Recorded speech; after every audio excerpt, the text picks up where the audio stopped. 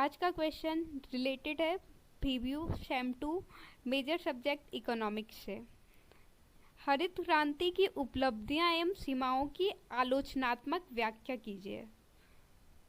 तो पहले मीनिंग, फिर डेफिनेशन, फिर अचीवमेंट, फिर लिमिटेशन, फिर सजेशन, फिर कंक्लूजन। अब मीनिंग।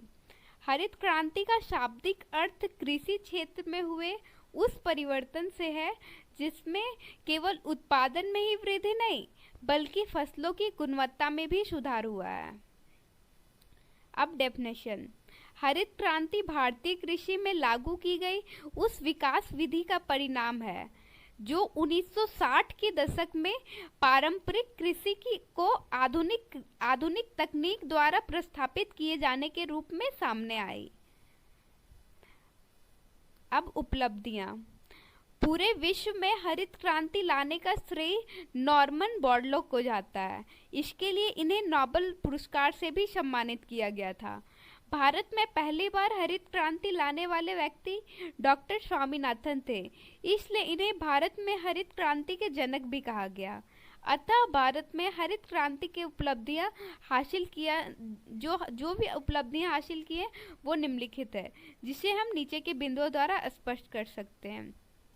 फर्स्ट, खाद्यान्नों की उपलब्धता। भारत में हरित क्रांति के फलस्वरूप खाद्यान्नों में आत्मनिर्भरता आई है।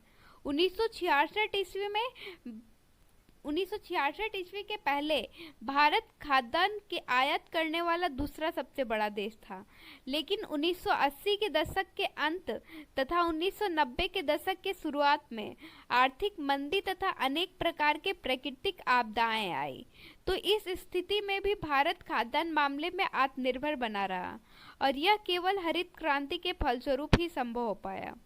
सेकेंड, उत्पादकता में सुधार। हरित क्रांति आने से पूर्व कृषि उत्पादकता में किसी प्रकार का कोई सुधार नहीं देखा गया, लेकिन हरित क्रांति के बाद इसमें काफी सुधार देखा गया। थर्ड है रोजगार में वृद्धि। चूंकि हरित क्रांति काफी बड़े पैमाने पर हुआ, जिसके कारण अधिक लोगों की आवश्यकता पड़ी, तत्पश्चात रोजगार में वृद्धि हो गया। चौथा है आधुनिक तकनीकों का प्रयोग।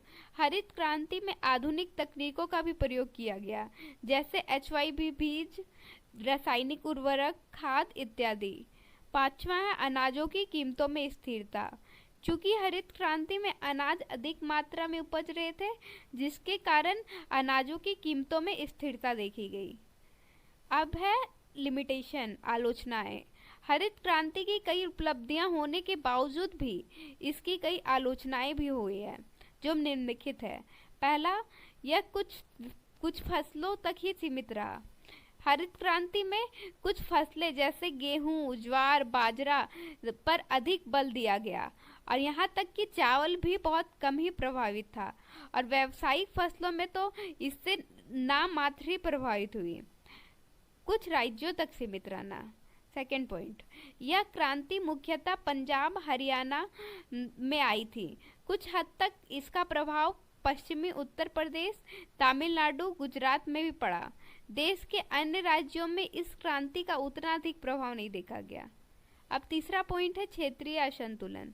हरित क्रांति का प्रभाव जिन जिन क्षेत्रों में अधिक था, उन क्षेत्रों में कृषि क्षेत्र में प्रगति तेज गति से हुई, लेकिन कुछ राज्य इससे अछूते रह गए हैं। अतः इससे देश में क्षेत्रीय असंतुलन में तेज गति से वृद्धि हो गई। चौथा है हरित क्रांति के कारण ग्रामीण क्षेत्रों में बेकारी अथवा बेरोजगारी। चूंकि हरित क्रांति के अंतर्गत अधिक संख्या में ट्रैक्टरों तथा अन्य कृषि संबंधी उपकरणों का प्रयोग किया जाने लगा, जिसके फलस्वरूप ग्रामीण क्षेत्रों में बेकारी अथवा बेरोजगारी में वृद्धि होने लगी। पांचवा है आर्थिक विषमता में वृद्धि। हरित क्रांति का लाभ मुख्यतः मध्यम एवं बड़े किसान को ही प्राप्त हुए हैं, क्योंकि उनके पास उन्नत किस्म के बीज, रासायनिक उर्वरक, खाद, मशीन आदि खरीदने के साधन है। वहीं दूसरी ओर गरीब किसान के पास साधनों की अभाव है, और इन साधनों के अभाव के कारण हरित क्रांति के लाभों से ये वंचित रह गए, जिसके फलस्वरूप गरीब किसान और बड़े और मध्यम किसान में विषमता देखी गई। अब उपाय। हरित क्रांति के आलोचनाएं अथवा असफलताएं को दूर करने के लिए अनेक प्रकार के उपाय किए जा सकते हैं, जो निम्नलिखित है। पहला, अन्य फसलों तक फैलाओ। हरित क्रांति जो कुछ फसलों तक सीमित था, इसे कुछ फसलों तक सीमित ना रखकर अन्य फसलों तक फैलाव किया जाना चाहिए। वित्तीय सुविधा, गरीब किसानों को साधन को खरीदने के लिए वित्तीय सुविधा उपलब्ध कराई जानी चाहिए। संस्थागत परिवर्तनों को प्रोत्साहन, हरित क्रांति की सफलता के लिए भूमि सुधार कार्यक्रम को प्रभावी और विस्तृत रूप से लागू की जानी चाहिए। चौथा, रोजगार में वृद्धि, हरित क्रांति में यांत्रिकरण का प्रयोग को कम करने और कम करके श्रम को अधिक बढ़ावा दिया जाना चाहिए। अब निष्कर्ष, उपरोक्त व्याख्याओं से स्पष्ट होता है कि हरित क्रांति की भले ही कुछ असफलताएं हैं, लेकिन फिर भी हरित क्रांति भारत की अर्थव्यवस्था के लिए वरदान साबित हुआ। धन्यवाद दोस्तों।